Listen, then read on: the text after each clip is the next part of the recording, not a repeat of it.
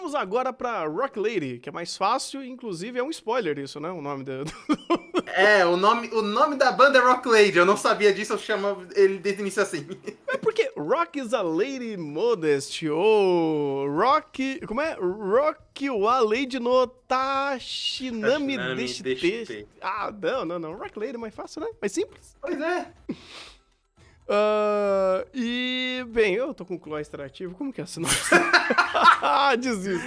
A gente está acompanhando a Aririça, que a mãe dela se casou novamente com um cara muito rico. E aí, pra eles se manterem nesse casado com esse cara muito rico, elas têm que fazer parte da alta sociedade. E aí a Aririça foi pra uma escola de menininha rica e coisa do tipo. Só que ela não é assim. Ela quer tocar rock. Ela gosta de tocar rock, ela quer tocar rock. Mas ela não pode, né? Porque isso não é coisa de lady, isso não é coisa de garota rica. Até que um dia ela encontra a Otorra, que está tocando bateria escondida no prédio abandonado da escola nos fundos. E aí elas meio que tentam formar uma banda a partir daí. Uma banda instrumental. E, assim, esse já é um anime que eu vou falar um negócio muito esquisito. Mas eu fiquei decepcionado. Oxi. Porque, e aí que tá, não é a decepção de, pô, tava muito bem, mas ele caiu muito, ficou só, não sei. Não. Esse anime podia ser um 10. Fácil. Porque ele tem uma escolha muito legal de falar de música, mas não exatamente falar de maneira técnica. Ele escolhe falar por uma ideia não exatamente sentimental, mas uma ideia artística sobre o que é música. Sobre o que é rock, o que é tocar de maneira intensa. Então, muitas vezes você vai ver elas falando de música, mas dessa forma. Não é, você tá trocando o contrabaixo de maneira a acompanhar. Não. Ela está tocando de uma maneira que suga o teclado junto, e aí o teclado não aparece, e aí você tem uma representação visual para isso. E é muito legal. É uma coisa que, por exemplo, é o caminho que Paripi foi, só que ele falhou por falta de produção. Aqui este anime tem produção. Ele tem, inclusive, um jogo de CG muito surpreendentemente bom da equipe da Bandai Namco, que deixa tudo muito expressivo, muito intenso. Essa é uma palavra, inclusive, que eu vou repetir muito nessa review. Este anime é muito intenso. Então, mesmo que você bata o olho e pense, mas essa música não tem um teclado. Mas aqui não tá o som da guitarra não parece como ela tá posicionando. Ainda assim, o que eles querem demonstrar ainda é intensidade, é expressividade. E isso você tem. Sabe, as apresentações, principalmente as duas últimas, a primeira apresentação delas e uma que elas fazem num arco final, são muito pesadas, muito intensas. Você acompanha elas sem fôlego até. É muito legal.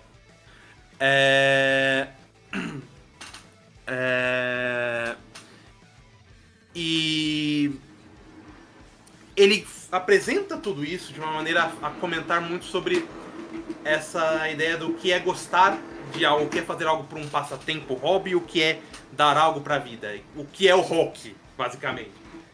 E elas fazem isso, e todas as mensagens aqui são interessantes. Só que daí você entra no meu fato.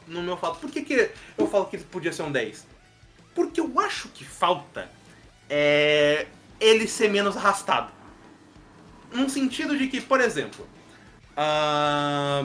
você tem o nosso grupo de 4 personagens, a Otorra, a Aririça, a Tamaki e a Tina. A Aririça tá de parabéns, eu acho ela uma ótima personagem, muito bem apresentada. A Otorra, ela é muito mais uma força motriz na história, mas ela também é interessante. A Tina é uma personagem que tem um comentário muito legal, já que ela das 4 é a única que não... ela é a única que nunca teve essa paixão por rock desde o início, ela tá tendo agora. Só que ela não aparece.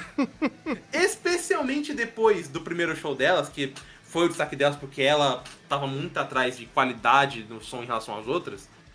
Ela mal tem diálogos, ela mal tem essa interação. Então o que fica muito é essa sensação de vazio, de pô, dava pra falar muito mais dela. Claro, uma história que continua, sim, eu não vou tirar esse mérito. Mas dava pra falar muito mais delas nesses arcos! No arco de um primeiro show, no arco de... quando elas encontram uma outra banda que é muito mais... É muito mais... que tá ganhando muito mais fama do que de fato fazer música. E elas mostram a diferença dela por qualidades, a gente não vê muito desse lado delas, é só corta e vamos pro show.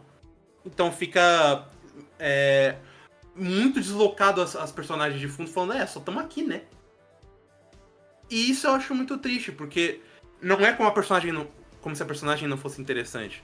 Não é como se Rock Lady não tivesse o que falar. Ele tem até muitos episódios que não tem música e ele fala bastante coisa interessante. Só que ele às vezes fica cortando essas dinâmicas que eu penso, cara, dava pra inserir mais. Seja contexto de personagem, elementos visuais mais ousados de produção, que acho que nem não precisa tanto. Mas, por exemplo, um dos elementos do arco final é que a Otoha, ela quer tocar, mas ela quer muito tocar por si mesma. Ela não liga pro público. Tá pouco se fudendo pro público. E as outras querem tocar pra público. Esse arco literalmente é estipulado. Transição de cena é o dia do show. Transição de cena meio que já resolve. E eu penso, dava pra expandir. Dava pra realmente falar um pouquinho mais disso. Não necessariamente dar pontos, dar perspectivas. Porque Rock Lady não funciona assim. Ele funciona na prática. Então entrega a cena e vai. E é isso que eu falo, porque não é que a entrega a cena e vai, a entrega a cena já acabou. Tudo já se foi resolvido, tudo já acabou. Isso eu acho um pouco triste. Porque esse anime tem tanta coisa legal. Tem episódios sobre a Ririssa encontrando uma riquinha que na teoria é como ela porque ela tocava um instrumento fora desse padrão, só que daí ela desistiu porque é só um hobby qualquer e a Ririssa não enxerga dessa forma. Você tem conversas. A Tina, que ela só parece uma mulher, uma garota mais tomboy porque ela abraça isso porque é o que esperam dela, mas na verdade ela é super feminina e super retraída, com falta de confiança em si. Todo mundo tem uma conversa legal. A irmã da Ririssa, Alice,